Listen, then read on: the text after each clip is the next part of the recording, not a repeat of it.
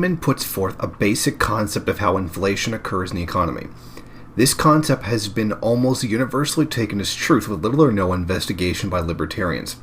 The idea is this: printing more money causes inflation. It's pretty simple and gets straight to the argument.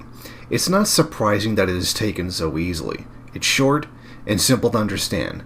That's not a criticism, mind you. It's just an explanation for the ease of travel around opinion of non-economists. Superficially, it makes a lot of sense and seems reasonable. We hear about this all the time. The talk of QE, or quantitative easing, has entered into our mainstream economic language. We've now gone through 3 rounds of QE, which has a lot of people nervous. For an investigation into the theory, we should therefore begin with the equation of exchange. The variables in the equation are defined as follows. M is equal to the supply of money in the economy at any given time. V is the velocity of money, meaning how many times the average dollar is spent in a given time period. P is the average price of goods and services, while Y is the total quantity of all goods and services sold during the time period in question. With this, we can create a temporary fictional economy to explain the equation. Let us say, thus, if there were 100 goods and services that sold for $10 each on average, then that means a total of $1,000 worth of transactions took place. Were there $201 bills in this economy, then it must be that each was used 5 times, hence the velocity of money, or how fast they were spent again. This is the standard equation that all economists use. There is nothing outrageous here. This is not some Marxist conception of what the equation should be or anything like that. What is before us is used by every economist in the world. From this, we can get to our equation that shows what inflation is according to the commonly accepted quantity theory of it. The idea is that if you simply increase the money supply, then the price of goods and services will automatically rise with the drop in the value of the dollar. This devaluation of the dollar occurs because there is now more money in the system. This view is based off of certain assumptions that are made about the variables in the equation that are commonly accepted without question. In order for this view to be correct, it requires certain assumptions. M. That which is money is easily defined and identified, and only the central bank can affect its supply, which it can do with autonomy and precision. V. The velocity of money is related to people's habits and the structure of the financial system. It is, therefore, relatively constant. P. The economy is so competitive that neither firms nor workers are free to change what they charge for their goods and services without there having been a change in the underlying forces driving supply and demand in their market. Y. The economy automatically tends towards full employment, and thus Y, the existing volume of goods and services, is as large as it can be at any given moment, although it grows over time. Taking these assumptions of the variables, we can now go back and look at our equation of exchange and see how it is that the money growth equals inflation belief comes about. It is theoretical here that P cannot change on its own, and Y is currently assumed to be as high as it can be, given the current level of technological development and availability of resources. When we look at V, we see that it is insisted that it is constant, so what remains? Obviously, we see that P is the only variable that is assumed to have the power to change. By working on these assumptions, it is only logical to immediately look at P when we see any fluctuations we observe. This is why P is automatically said to be the cause when inflation occurs. This is what leads us to Friedman's famous claim about the Federal Reserve just printing more money. In his book, Optimum Quantity of Money, Friedman uses the example of a helicopter flying in and dropping new money into the money supply. From this, we get the idea that the central bank has the power to simply double the money supply at will. This is what Friedman's helicopter example is supposed to express. Alright, now let us work under the supposition that this occurs. If this is to be considered a problem, we have 3 possible solutions that don't involve simply reducing the money supply, lowering M back to 200. 1, Y could rise to 200, but of course it can't because it's already at its maximum. V could fall to 2.5, but it is constant, something Friedman takes pains to emphasize in his original work. Or 3. P could rise to 20. It is, of course, the third position that proponents of money growth equals inflation view will say occurs. We must go back and look at why this can be the only outcome, because we are operating under certain assumptions that only allow us to have this one conclusion. Friedman says that Y is constant at the level associated with the natural rate of unemployment, while V is indirectly related to agents' demand for cash.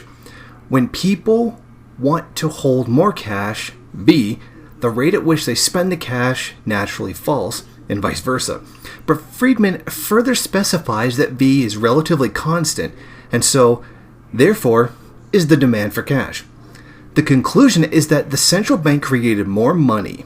It means people are now holding more money than they care to have. It's saying that the Federal Reserve has increased this money supply beyond the demand.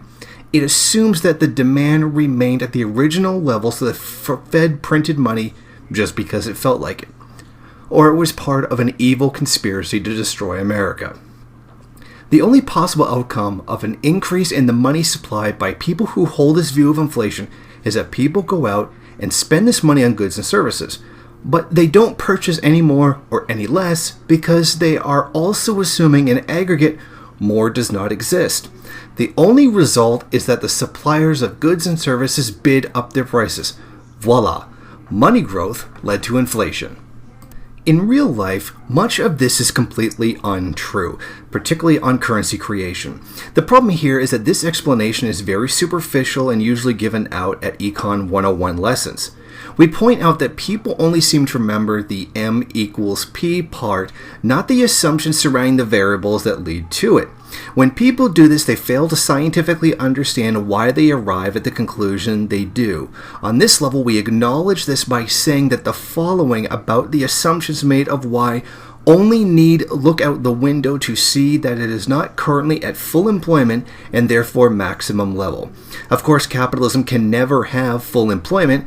It's literally not possible. There is no reason why other variables can't change in the equation with an increase in the money supply. There is no reason that it won't result in more consumer spending. People go out and spend that money, which businesses will gladly accept and use to invest in more products and services to meet the increased demand. The theory holds that this will stimulate job creation in order to meet the new demand. This is what the government is trying to do right now with the deficit spending. This is the plan that those who are opposed to the current economic policy are trying to stop from happening. The velocity of money is not constant. I wholeheartedly agree with this statement. Consumption of goods and services do not remain at a near fixed rate.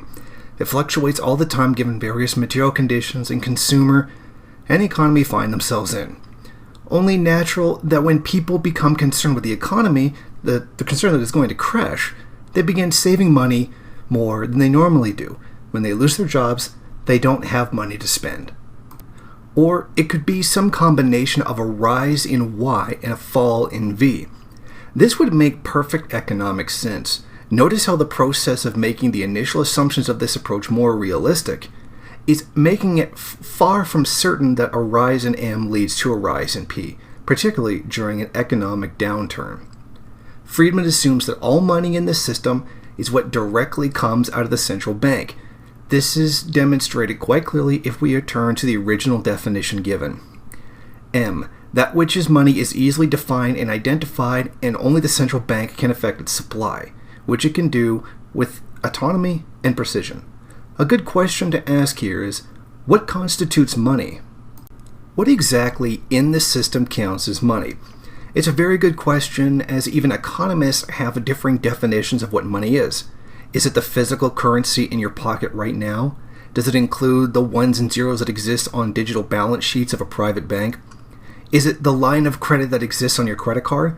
If you make a purchase on it, does that count as money? These are all questions we should ask ourselves when trying to determine what the supply of money actually is. What constitutes money that is out there? This is, I say again, why economists have several possible definitions for what money is. Now, because of this act, it becomes suspect how much money is actually in the economy.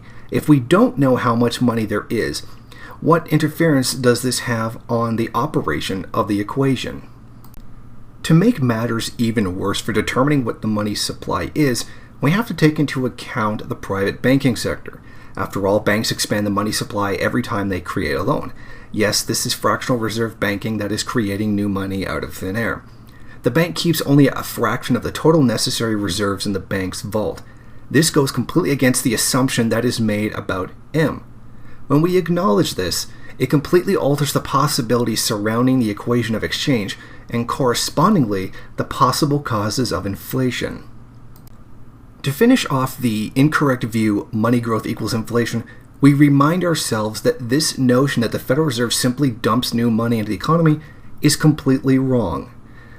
Milton Friedman is just simply outright giving a complete falsehood here. Remember his example of the flying in and the helicopter dropping new money into the money supply? It's not a metaphor that is intended to make the process seem simpler to understand. He's claiming that's how it works.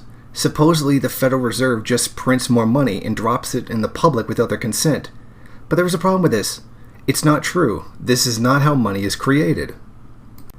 However, that can't happen in the real world because the actual mechanisms available are Fed purchases of government debt from the public, Fed loans to banks through discount window, or Fed adjustments of Federal Reserve requirements so that banks can make more loans from the same volume of deposits.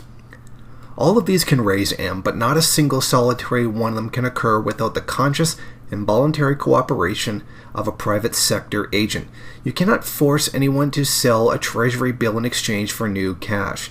You cannot force a private bank to accept a loan from the Fed, and the private bank cannot force their customers to accept new loans. Supplying money is like supplying haircuts. You can't do it unless a corresponding demand exists.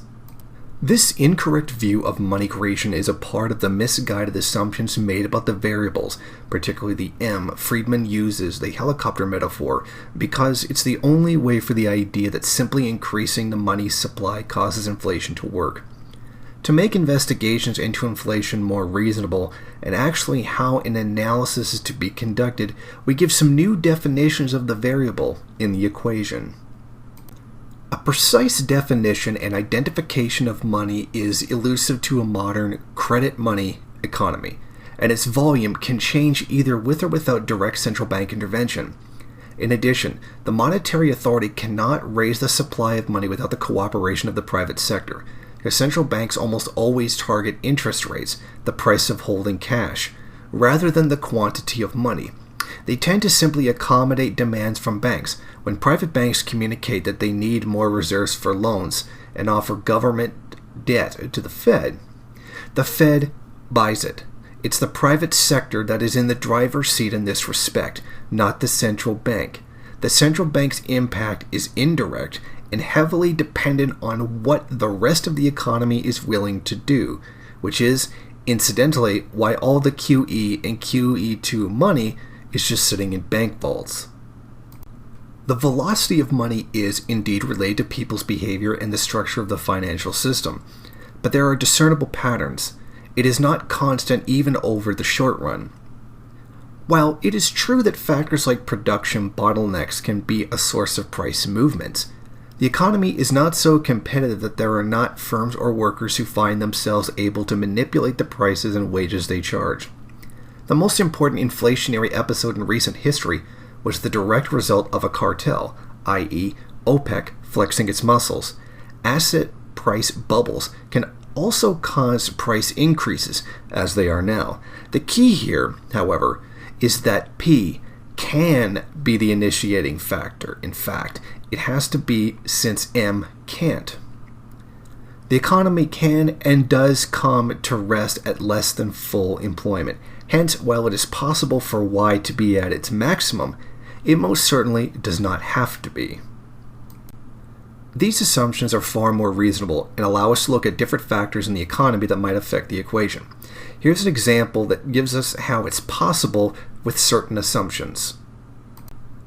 The most important inflationary period in post-World War II history was that during the 1970s and early 1980s, from 68 through 72, consumer price inflation averaged 4.6%. Over the next 10 years, it was 7.5%. What happened? What caused this sudden and dramatic acceleration in prices? Did the Fed accidentally print too much money? As already explained, that can't happen. You simply can't raise the money supply above the demand. M did rise. However, and largely proportionally to the increase in P, this is a much more realistic story of these events. As the price of oil skyrocketed, so costs of production rose for many U.S. businesses. Because there is a lag between purchasing inputs and selling output, most firms have to borrow money, working capital, to bridge the gap. As the ripple effect of the OPEC prices increases moved through the economy, the demand for cash by these businesses rose. Quite reasonably, private banks and the Fed did what they could to accommodate. These were fair requests on the part of U.S. entrepreneurs. Loans were extended and government debt sold by the private sector to the central bank. This raised the money supply. Therefore, the rising prices led to an increase of the money supply and not the other way around. QE and QE2 and the federal government deficit cannot by themselves cause inflation. The failure of the quantity theory of money is that it begins from false assumptions. Thank you for watching. Want to go ahead, rate, comment, subscribe, and share on various social media. And if you want, you can head over to my Patreon page and show your support. Or you could head over to the MRN bookstore and check out some of the latest books available.